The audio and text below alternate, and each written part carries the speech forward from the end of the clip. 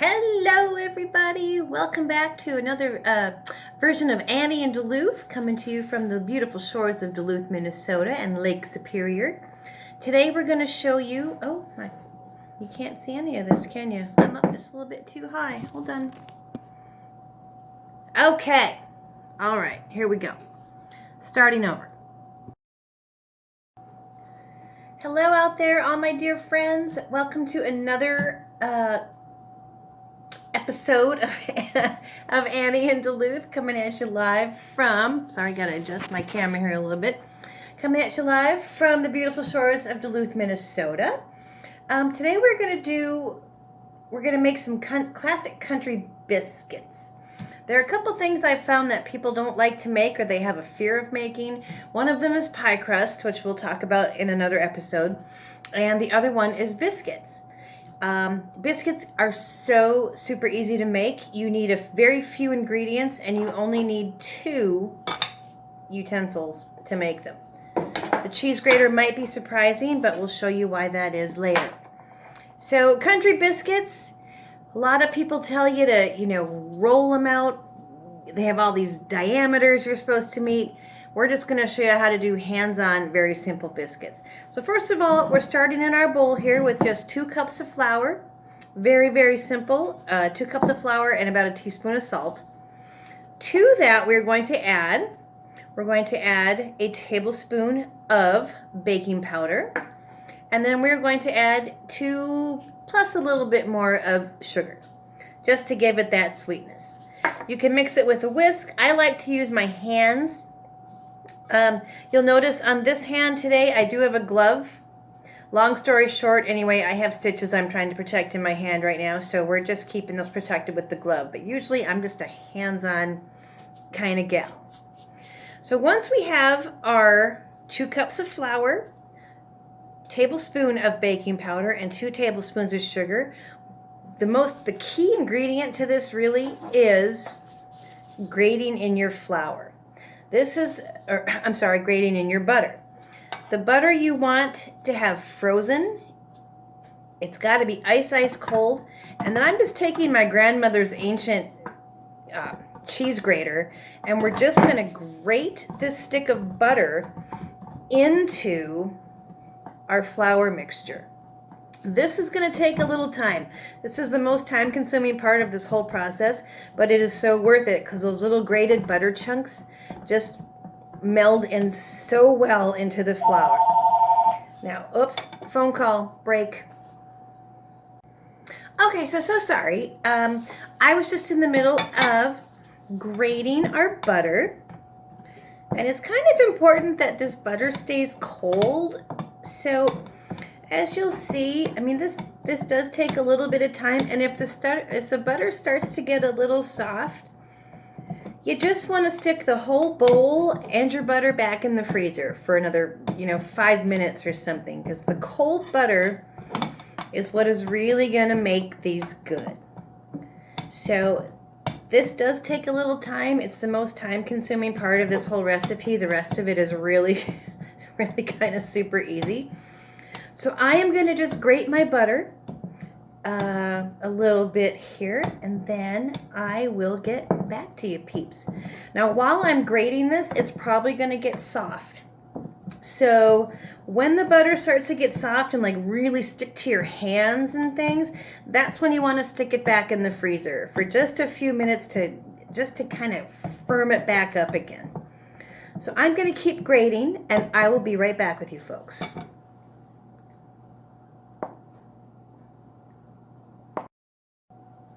Okay, so we're back. We have just grated all of our butter into our flour, baking powder, salt mixture. And the next thing we're going to do is we are just going to add buttermilk. I am not a good one for measuring. I like to just, generally the recipe calls for a cup of buttermilk, but depending on, I used to have work for somebody, and he was like, ingredients and baking is, precise, and actually it's not. It kind of just depends on the mood that you're in, or the temperature of the day, or the humidity of the day. So we're going to add roughly 1 cup of buttermilk to our biscuit mixture here. And we're just going to stir this in real nicely, real gently, because we don't want to crush all that beautiful butter that we have blended in.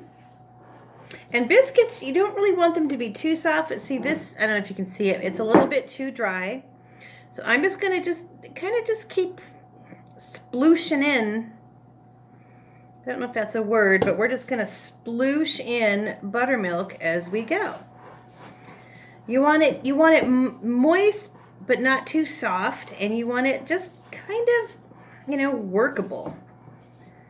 So see now, here we go. I think we're getting there. It's got a little bit of stiffness, and if I had an above, camera, you could see this. But I think, well, a little bit more dryness there, so we're just going to go la la la. And kind of tweak out that dryness. Oh, see? And we get it to the point where it just kind of all holds together. All right, now we're going to take off that dough from our spoon. We're going to add just a little flour to a, my table's kind of weird, so I have a cutting board down here. We're going to dump out our biscuit mixture. And I don't know if you can see it very well on my phone or not, but it's kind of dry, but still kind of moist. There's room for flexibility. And we are just going to gently kind of turn this into a ball. And a lot of times, this happens when you're making pie crust too, but a lot of times things just don't want to incorporate. I don't know why that is. If you got parts that don't want to get absorbed into your dough, just toss them aside, because they're just going to be a pain in your arse. So we're just going to gently toss this,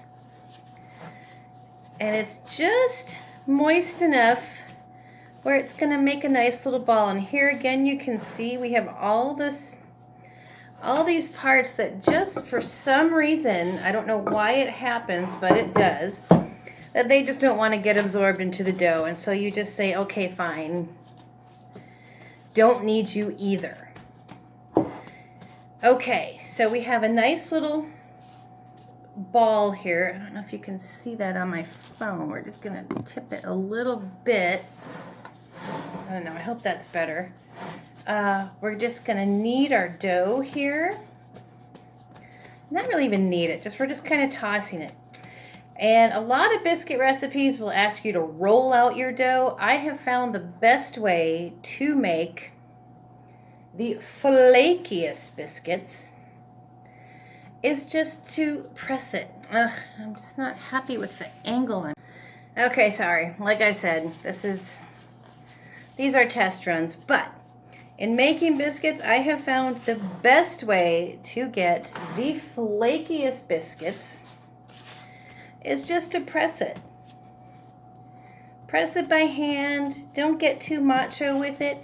And then you fold it. We're going to fold in one side. We're going to fold in another side. And then we're just going to press this down again.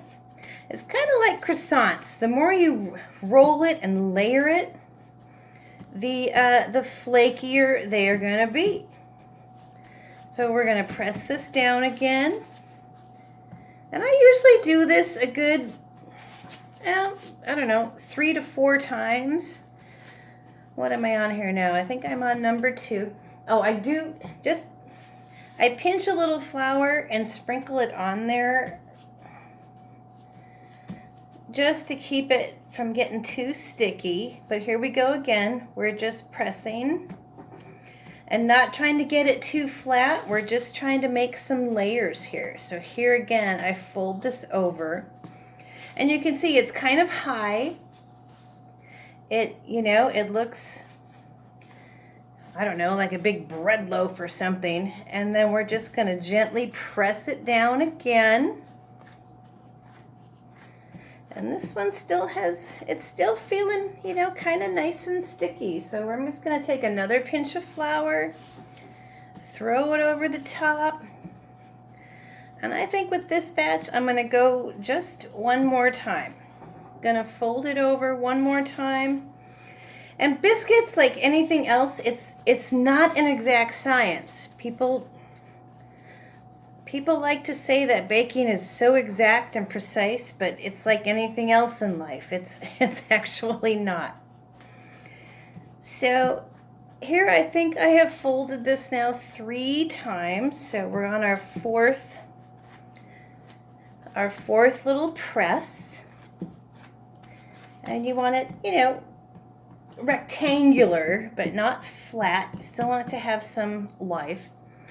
And then what I am going to use here is my grandmother's muffin biscuit cutter. I used to use glasses, you know, anything you could do to make that mold, but an actual biscuit cutter, it does just make the cuttings so nice, and it doesn't squish the sides, so they just flake up. So we're going to cut out, let's see, what do we got here? 1, 2, 3, 4, 5, 6. I'm guessing we're going to get probably 8 muffins out of this batch. Sometimes I get 10. It kind of depends on just how flat I want to make them. But I think out of this batch, we are going to get 8 beautiful flaky biscuits. And you don't really need much more, really. I mean, you know, they don't last that long in the fridge. Oh, maybe 9. We'll see. But we are just going to cut into these biscuits. Okay, so there's 7 and 8. We're going to get 9. We're going to get 9 biscuits out of these. And you can always double your proportions and, you know, whatever. But we're going to get, yeah, a good 9 biscuits out of this one. There you go. Okay. So now we have our biscuits all ready. What we're going to do then is, and just bear with me, we're just going to, hello, I'm still here. Still here. We are just going to spray a little pan, give it just a little bloop, bloop, bloop. We're going to put our muffins on here. And we're going to cook these at about 400 degrees for 15 to 20 minutes. And when we come back, I'll show you the end result. Cool. Very cool.